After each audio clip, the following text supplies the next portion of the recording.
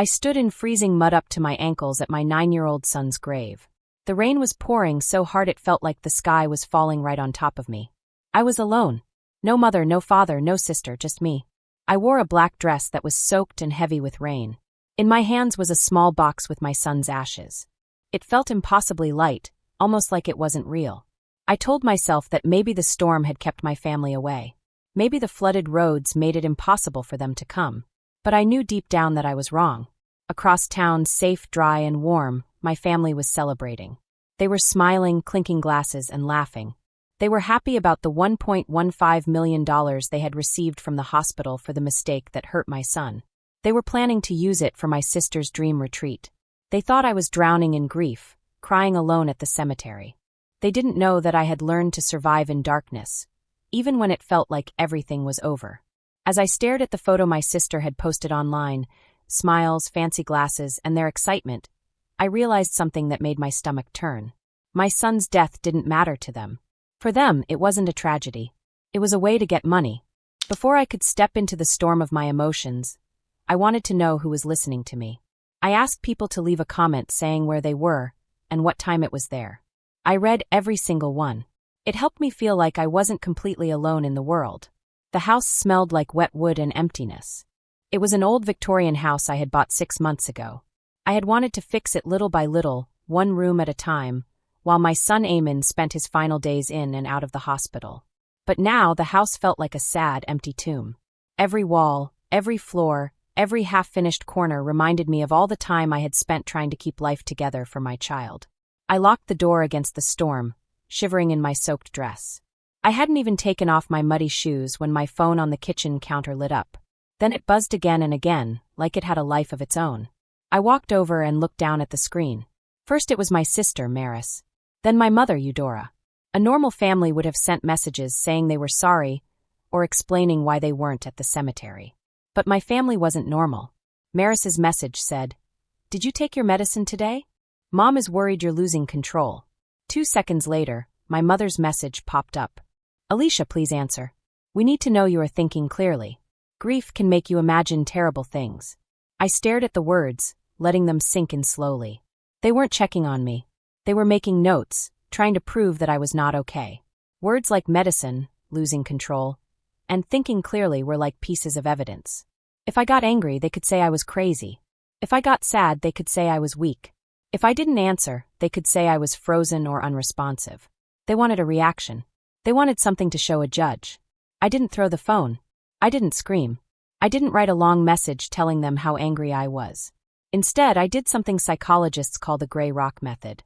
To people like my family, your feelings are like fuel. Your anger, your sadness, your tears, they give them power. A gray rock is different. It doesn't give them anything. It's boring. It's quiet. You act so dull and empty that they have to go find someone else to bother. Or sometimes they get frustrated because you don't give them attention. I put the phone down and walked to the dining room. My work laptop sat on a stack of drywall sheets. I opened it. The blue light glowed in the dark room. My family shared everything digitally. My dad, Dorian, liked it that way. Shared passwords, shared clouds, shared locations. I had hated it for years. But tonight it was my secret weapon. I logged into the family cloud account. I knew Maris wouldn't have changed the password. She was too lazy. I went to the shared calendar. My heart didn't race. My hands didn't shake. I clicked on today's date. They had blocked off time from 2 p.m. to 4 p.m. The exact hours I was lowering my son into the frozen ground. The calendar didn't say funeral. It didn't say family emergency. It said in all caps, asset allocation meeting. How to divide the $1.15 million. They had not missed the funeral by accident. They had planned it around it. They had blocked the time to talk about money while my son was being buried. I looked at the calendar entry, then at my phone, still buzzing with their messages. I didn't cry. I opened the voice recorder on my laptop and placed the phone next to the microphone. Let them talk. I wanted to understand how cruel that calendar entry was.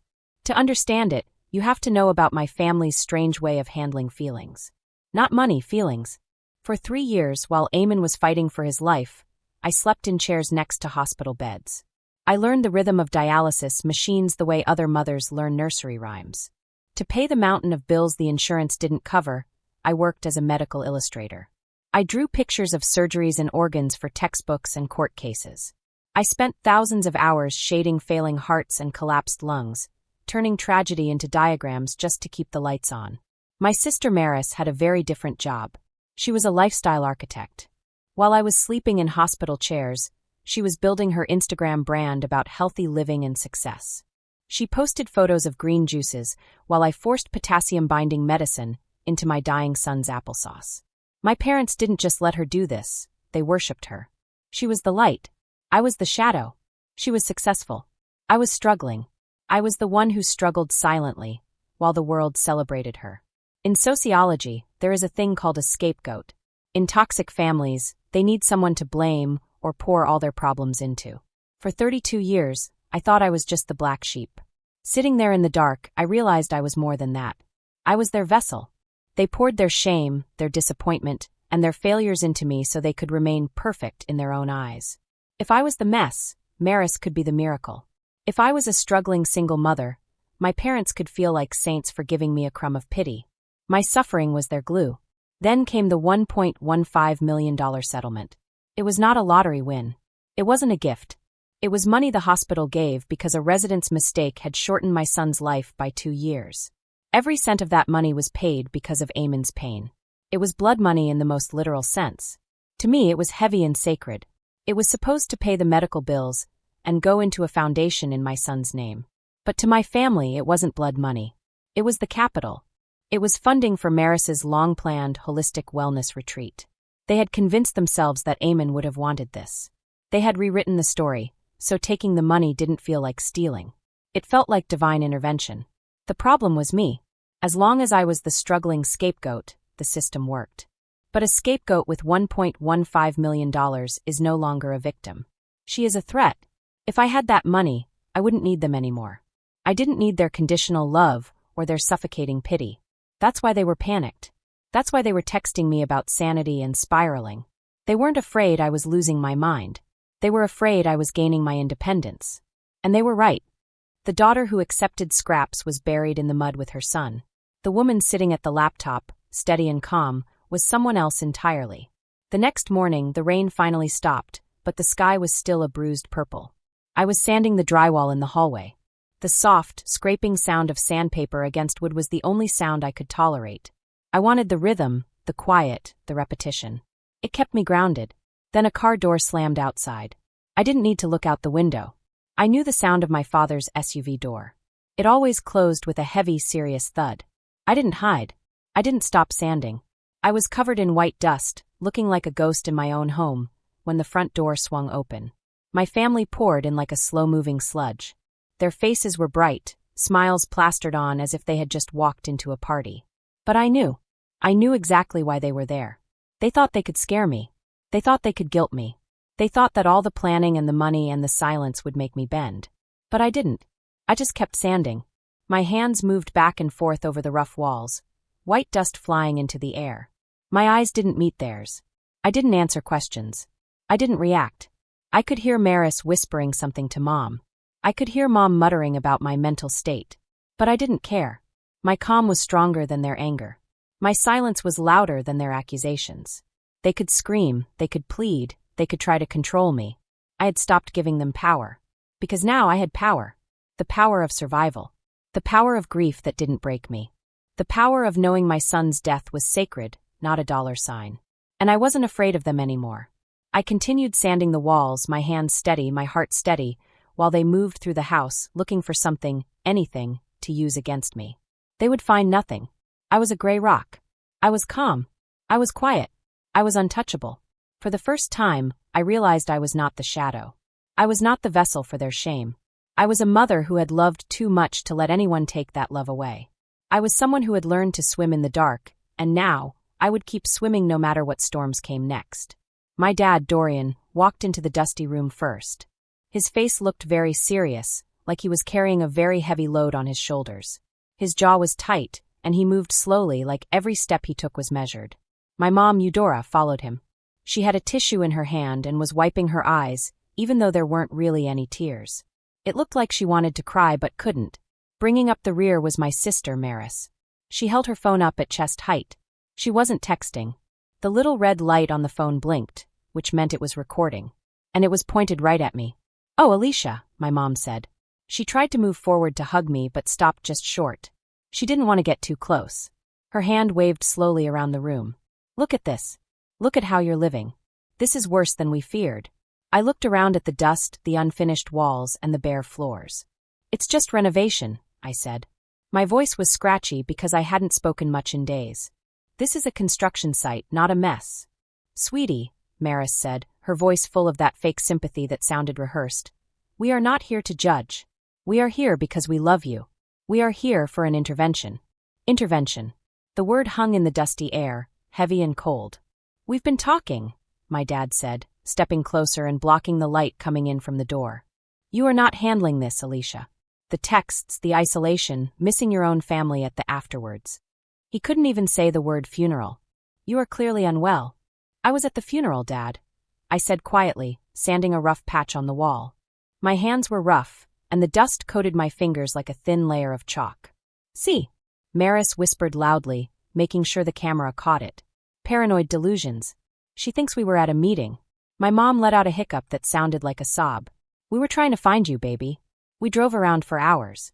You are confused. You are grieving." She reached into her purse and pulled out a thick blue folder. It looked heavy, like it could crush a small book. "We cannot let you make decisions right now. You are too fragile. You promised us, remember before Eamon passed? You said you wanted Maris to handle the paperwork so you could heal. Gaslighting is when someone tries to make you believe their story instead of your own." I knew I had never said that. I knew they were lying. But standing there, exhausted, hungry, and grieving, a tiny sliver of doubt tried to creep into my mind. Did I say that? Was I that tired? Then I looked at Maris's phone. The red dot was blinking. They were staging a scene. This was not a conversation. It was content. Evidence. They were making a show out of my life. "I did not promise anything," I said, keeping my voice flat, even though my chest was racing. "And I do not need help managing my son's estate." My dad's face hardened. The mask of concern slipped away, and the mean look underneath showed. "This is not a request, Alicia. You are living in filth. You look like a skeleton. You are clearly mentally incapacitated. If you do not sign these temporary management papers voluntarily, we will have to take steps to protect you from yourself." "Also," Maris added, stepping closer. Her phone felt like the barrel of a gun pointed at me. "So the money does not get tied up in court for years. Eamon would not want that. He would want his legacy to start now." There it was. The threat. "Sign the papers, or we declare you insane and take it anyway." I looked at the blue folder in my mother's shaking hands. I looked at my father's clenched jaw. I looked at the red dot on Maris's phone. I realized then that just staying calm like a rock was not enough. If they had a sledgehammer, they could still crush me. I needed to be something else. "Leave the papers," I said quietly. "I will read them." "You will sign them," my dad corrected. By tomorrow, they left the folder on a wooden stand in the middle of the room. As they walked out, Maris lingered for a second, panning the camera one last time around the dusty room. "So sad," she whispered to her followers. "But we are going to save her." The door clicked shut. I waited until I heard the engine fade away. Then I picked up the blue folder. I did not read it. I did not need to. I grabbed my keys, walked out into the gray afternoon, and drove straight to the city. I was done being a rock. It was time to be a shark. Evander Cross's office did not look like a normal lawyer's office. It looked sharp and powerful, like a scalpel ready to cut through lies. My father's lawyer, Marcellus Gage, worked in a boring strip mall that smelled of damp carpet and missed opportunities. Cross worked on the 42nd floor of a glass tower downtown. The walls were all windows from floor to ceiling. There were no shadows, no dark corners for secrets to hide. It was a glass fortress, the exact opposite of the suffocating opacity of my family. I sat across from him at a desk that probably cost more than my car. I didn't waste time with small talk. I slid the blue folder across the polished black desk. Then I placed my phone on top of it. "They came to my house an hour ago," I said, my voice steady. "They tried to force me to sign these, and I have recordings of them admitting the money is for a wellness retreat, not my son's estate." Cross didn't touch the folder yet. He looked at me with eyes that were terrifyingly sharp. He was an estate lawyer, but in legal circles he was known as a shark who eats other sharks. "You did not sign?" he asked. "Good," he said. "If you had, you would not be my client. You would be a ward of the state." He He opened the folder. He didn't read it like a normal person. He scanned it like a machine processing information. A muscle in his jaw twitched once. That was the only sign of feeling he showed. He spun a monitor around to face me. "Alicia, your parents did not just ask you to sign a management agreement," Cross said, his voice dropping lower. "They filed a motion with the probate court at 9 a.m. this morning. Before they even showed up at my door, I looked at the screen. The legal words swam in front of my eyes until Cross pointed at the header. Expart petition for emergency conservatorship. The air left the room, I whispered. Conservatorship, I said quietly. For people who cannot feed, clothe, or shelter themselves, Cross corrected. They are claiming that your grief has triggered a psychotic break. They have affidavits from your mother and sister saying you are hallucinating, living in squalor, and are a danger to the estate's assets. I felt cold. Not the cold of rain or mud, but the absolute zero of betrayal. They were not just trying to steal from me. They were trying to erase me. They were willing to strip me of my personhood, to make me a legal nonentity, just to get their hands on Maris's startup money. They want a war, I said, looking out the glass walls at the tiny city below. No, Cross said sharply. We do not fight. Fighting implies they have a valid position. Fighting gets messy and expensive. He leaned forward, steepling his fingers. We do not stop the hearing. We do not block their motion. We invite them to mediation. We let them bring their evidence. We let them speak. We let them get comfortable. He tapped the blue folder. The law is not a shield, Alicia. It is a trapdoor. We are going to let them walk right into the middle of the room thinking they own the place. We are going to let them lie under oath. He did not finish the sentence. He did not have to. I looked at the glass walls. I looked at the city below. Tiny, insignificant. I thought of Eamon, who never got a chance to grow up because of a mistake. My family wanted to make another mistake. Set the meeting, I said. Let them come. 2 days later, we sat in a conference room that smelled of lemon polish and expensive tension. This was not the court hearing yet. This was the premediation discovery, the moment where both sides lay their cards on the table to see if a settlement can be reached before a judge gets involved. My family was not there, just their lawyer, Marcellus Gage. He looked exactly like his office smelled, damp and opportunistic. He wore a suit that was slightly too shiny and a smile that did not reach his eyes. We do not want to hurt Alicia, Gage said, sliding a single sheet of paper across the mahogany table toward Cross. But this is undeniable proof of her state of mind. If this goes to a judge, she will be institutionalized. We are offering her a way out. Sign the conservatorship, and we keep this private. Cross did not pick up the paper. He nodded for me to look at it. I leaned forward. On the table in front of me was a piece of paper. It had been printed from a computer, and it looked just like a journal entry. The letters were plain. They were the same type of letters I always used when I typed on my writing app. At the very top of the page, there was a date. It said it had been written 3 weeks ago, 2 days before Eamon died. I felt my stomach tighten, and a cold shiver ran down my back. I slowly began to read the words. My blood felt like it turned to ice. My hands went numb. My heart started to pound so fast I thought it would jump out of my chest. The words on the page said, "The voices are getting louder today. Eamon is whispering to me from the machines. He says he does not want the money. He says the money is dirty. He says I need to give it to Maris, so she can clean it. If I do not give it to her, the bad things will not stop. I have to listen to the voices." I stared at the paper, trying to understand. My hands were shaking, and my lips were trembling. The words were written in my handwriting style.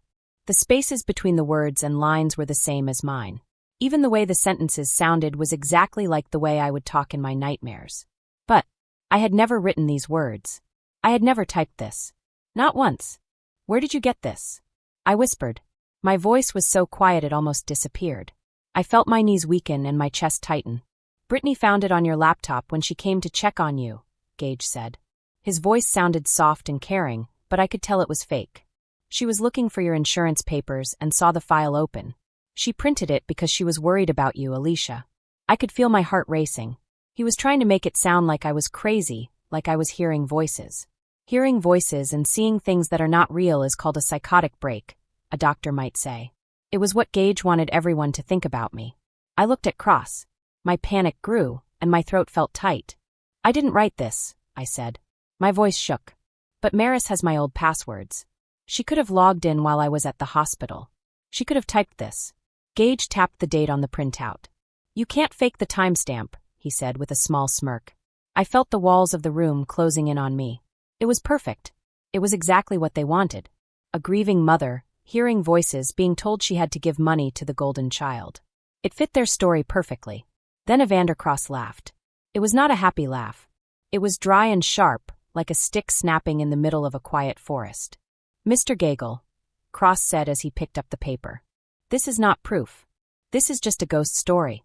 He turned to me. His eyes shone bright and strong. I could feel his calm power even through the tension in the room. Alicia, he asked, do you use the cloud version of your writing app? Yes, I said, my voice still shaking. Cross turned back to Gage. Here is the thing about the cloud, he said. It never forgets. He leaned forward and his voice got low like a warning. When you print a document, he said, you only see the words. You see the letters. You see what looks like a paper. But the cloud keeps secret information called metadata. It shows the history of the file. It shows every word typed, every change, every time something was erased or added. And the cloud company keeps this information, not the user. Not you. Not anyone. He tossed the paper back on the table. It slid until it stopped right in front of Gage. You can change the date on a Word document, sure, he said. But you cannot erase the cloud's memory. The cloud remembers every single thing. He pointed at Gagel, who was beginning to look nervous. Your client thinks she was writing a scary story, Cross continued. But she forgot she was writing on a crime scene. Gage's smug smile faltered. He looked at the paper not as a weapon, but as a ticking bomb. We will see you at the full mediation tomorrow, Cross said, standing up. Bring the family. Tell Maris to bring her laptop. We are going to need it. We walked out of the room. My hands were still shaking, but it wasn't scary this time. It was adrenaline. They had tried to frame me with a ghost story. But ghosts leave footprints if you know where to look. And Cross knew exactly where to look. The storm outside had returned with a vengeance. Rain pounded against the floor-to-ceiling windows of the conference room, turning the city into a blur of gray and steel. Inside, the temperature was perfect, but the pressure in the room kept rising. My family sat on one side of the long, polished mahogany table. My mother, Eudora, dabbed at dry eyes with her fancy handkerchief. My father, Dorian, sat with his arms crossed, radiating the proud authority of a man who expected an apology. Maris sat in the middle, scrolling on her phone, looking bored, like she didn't care about the storm at all. Their lawyer, Marcellus Gagel, slid a document toward us. We believe this is a generous compromise, Gage said, his smile oily and fake. In light of Mia's condition, the family is willing to manage the trust. We will grant Alicia a monthly allowance of 40% of the interest, provided she follows a strict wellness plan supervised by Maris. 40% of my own son's blood money, but only if I obeyed them. I looked at Evander Cross. He did not blink. He did not even look at the document. He only looked at Maris. Before we discuss numbers, Cross said, soft and dangerous, we need to authenticate the evidence you submitted yesterday, the diary entry. Maris sighed, putting her phone down. She looked at me with sad eyes, but I could see the fear in her face. I really didn't want to use that, Alicia, she said. It broke my heart reading it. Hearing you talk about voices, it scared me. Cross nodded. So you confirm, Maris, that you found this file on Alicia's laptop 3 weeks ago, dated 2 days before Eamon passed? Yes, Maris said. I printed it immediately. I knew we might need it to help her. And you swear to that? Absolutely, Maris said. Cross reached for a remote control on the table. Lights, please. The room dimmed. A projector screen slowly descended from the ceiling. Everyone's faces turned toward it. My family looked confused. Gage's smile began to falter. The beautiful thing about the cloud, Cross said, his voice filling the room, is that it does not care about your story. It only cares about data. A spreadsheet appeared on the giant screen. It was full of numbers and dates. This is the metadata for the file titled Journal Entry Final.doc, Cross said, using a laser pointer to circle the top line. Mr. Gagel, could you read the date created by the timestamp? Gagel squinted. His face went pale. He stopped breathing. Yesterday for 12 p.m., Cross said, reading it for him. Maris froze. Her face turned white. And the IP address, Cross continued, moving the laser across the screen. It does not match Alicia's home. It matches a commercial connection registered to Soul Space Studio. He turned to Maris. You did not find this file 3 weeks ago. You wrote it yesterday afternoon in your office. We can even see the edit history. You spent 45 minutes deleting the words "I want" and replacing them with the voices "say" to make it sound more psychotic. The silence in the room was absolute, heavier than the storm outside. "This is forgery," Cross said, his voice steel. "It is perjury." He slapped a thick document onto the table. "And this," Cross continued, "is the trust agreement. Specifically, Article 9, Section C, the predatory intent clause. It states that anyone who tries to cheat the beneficiary or the estate automatically loses all future claims to the assets." Gagel stammered, shoving papers into his briefcase. "That is not." "It is done," Cross said. "The petition for conservatorship is dead. The money is locked, and I will be sending this audit trail to the district attorney." My mother stood up, chair screeching on the floor. The fake tears were gone. Real panic replaced them. "Alicia, please," she begged, reaching across the table. "It was Maris. She told us it was real. We were your family. We were just trying to help." "Help?" I asked. My voice was steady, the only steady thing in the room. I looked at Maris. She was pale. Her mouth opened and closed like a fish out of water. She realized the money was gone. The plan was gone. The story was gone. "You did not write a diary entry, Britt," I said. "You wrote a confession." I walked to the door. I did not look back. I had the receipt. The storm raged for 3 days. But for the first time in years, the house felt warm. The legal fallout was swift and brutal.